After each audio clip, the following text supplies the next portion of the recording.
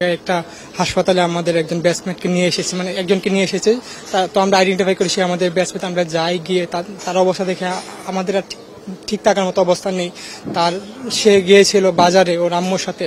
তো গিয়ে ওই জায়গায় আন্ডার কনস্ট্রাকশন যে বিল্ডিং ছিল ওইটা ভেঙে ও মারা যায় এবং ওর মা আহত হয়। ওর মা এখন হাসপাতালে ভর্তি আছে।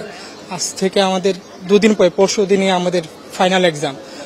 ও এসেছিল, ওর সাথে আমরা একসাথে দুদিন পর আমরা ফাইনাল এক্সাম দিতাম, কিন্তু এখন ওর এই অবস্থা। এখন বিজলি কেবলস এর স্কিন কোটেড ইনসুলেশন আগুন প্রতিরোধী। বিজলি কেবলস, নিরাপদ আজীবন।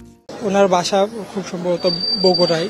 এখন ওর আব্বু আসতেছে, এখন ওর আব্বু জানে না কিছু। এখন ওনার ভাই এবং বোন আছে আমাদের সাথে, ওনাদের আমরা সামলানোর চেষ্টা করতেছি আর কি। ভাই বোন কি হসপিটালে আছে? হ্যাঁ, হসপিটালে আছে, কিন্তু তারা আহত না, ওর আম্মু আহত।